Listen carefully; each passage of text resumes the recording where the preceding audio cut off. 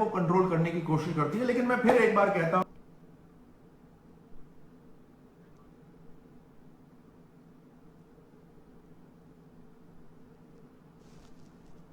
तो बड़ा शानदार एक देश है, चाइना तो सब चीज अच्छी कर रहा है, इस तरह की बातें लिखना शुरू करते हैं उसके अंदर। इससे साधारण व्यक्ति जो होता है, अगर वो जागरूक ना हो तो वो भ्रमित होना शुरू हो जाता है।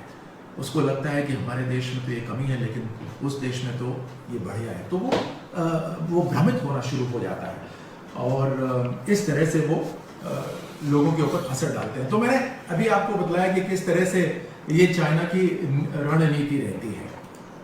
अभी अब हम आते हैं कि ये शुरू क्यों हुआ, अभी जो परिस्थिति है ये कैसे आई।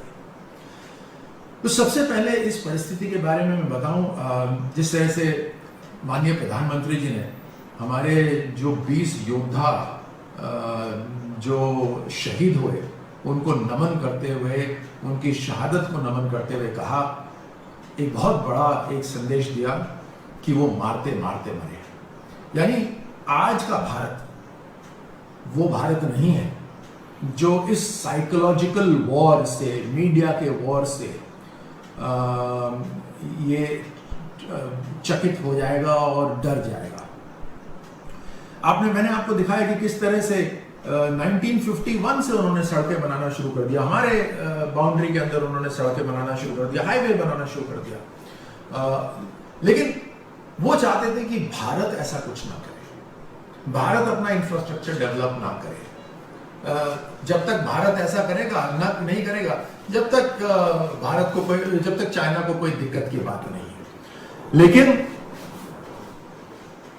प्रधानमंत्री मोदी जी आते ही उन्होंने प्राथमिकता दी भारत की रक्षा के लिए, भारत को मजबूत बनाने के लिए, चाहे वो सैन्य शक्ति से मजबूत करना हो, चाहे आर्थिक तरीके से मजबूत करना हो, चाहे एक एक व्यक्ति तक उसको सक्षम बनाना हो, गांव के अंदर महिला हो, गरीब हो, एक युवा हो, किसान हो, उसको सक्षम नहीं बनाएंगे तो भारत मजबूत कैसे होगा। और इसलिए भारत का एक एक पैसा अब नीचे तक पहुंचना जब शुरू हुआ तो उससे थोड़ी हलचल मचनी शुरू हुई। दुनिया के बहुत सारे ऐसे देश हैं जो भारत का सम्मान करने लगे इन्हीं कारणों से, और बहुत से देश ऐसे हैं जिनको कष्ट होने लगा। अब कुछ तो काम सही हो रहा होगा जो पड़ोसियों को कष्ट होना शुरू, पाकिस्तान को कष्ट हो रहा है, चाइना को कष्ट हो रहा है, अब एक अकेले से संभल नहीं रहा भारत, तो अब नेक्सस भी उनका बनता जा रहा है। आप जानिएगा आगे किस तरह से ये नेक्सस बन रहा है। लेकिन मैं वापस आता हूं कि आज की स्थिति कैसे शुरू। तो इसमें लक्ष्य इनका सीधा सरल ये था कि सबसे पहले भारत का जो इंफ्रास्ट्रक्चर डेवलपमेंट हो रहा है उसको रोको। पहले तो क्या था, डरा धमका के रोक देते थे, लेकिन आज वो भारत नहीं है जहां डरा धमकाने से काम चलेगा। या मोदी सरकार है या राष्ट्रवादी सरकार है और पूरी तरह से काम हो रहा है। आगे मैं आपको बतलाऊंगा किस तरह से, आंकड़ों के साथ में बतलाऊंगा। तो सबसे पहला लक्ष्य चाइना का यह है कि इनको रोको, इनका इंफ्रास्ट्रक्चर बनना रोको।